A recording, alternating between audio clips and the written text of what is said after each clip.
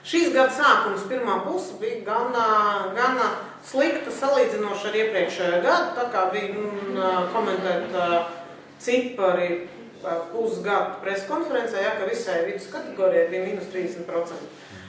Skatoties uz gada beigām, es redzu, ka kategorija būs -15 pret iepriekšējo gadu, varbūt -20, kaut kā tā, to jau mēs redzēsim kaut kad februārī, bet tas ir saistīts ar to, ka pagājušā gada vēlēšanas bija pirmā pusgadā, šogad bija otrā pusgadā. Tā kā kategorija, es domāju, ka tomēr no kopējā mēdīju pīrāga paaugās.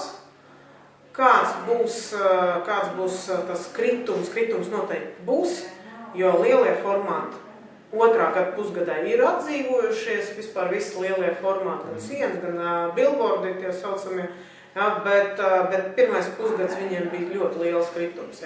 Izskatās, ka nākošā gadā manas prognozes, ka mēs varētu palikt šī gada līmenī, bet ja mēs paņemam ārā visu tomēr politiskās naudas, kas bija mazāk nekā bija domāts un prognozēts, bet tomēr viņas šogad bija, tad tas varētu būt, ja izņem to ārā, tas varētu būt 10% pieaugums uz nākošo gadu.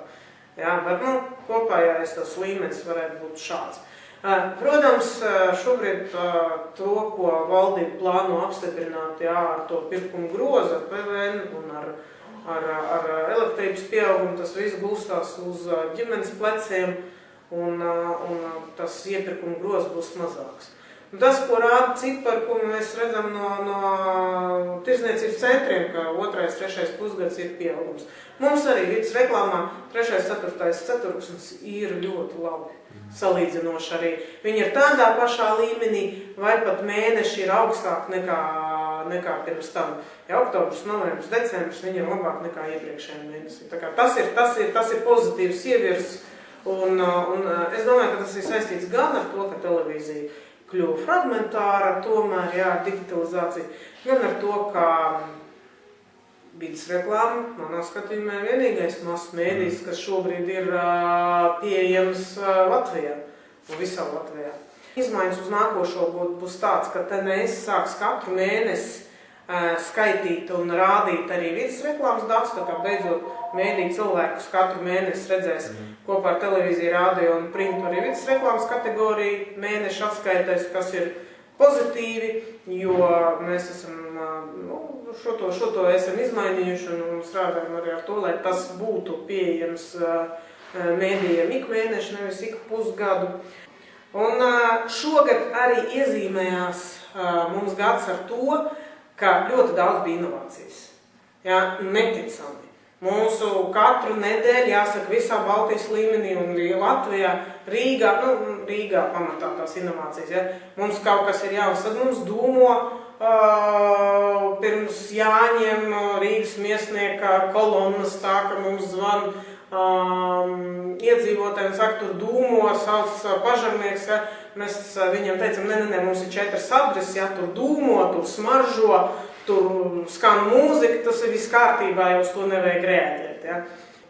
Un nākošais gads būs interesants ar to, ka 2 lielākie vidas reklāmas spēlētāji Baltijas tirgu, GCDecon Clear Channels, taisa vienu kopīgo datu pētījumu, datu bāzi Outdoor Impact.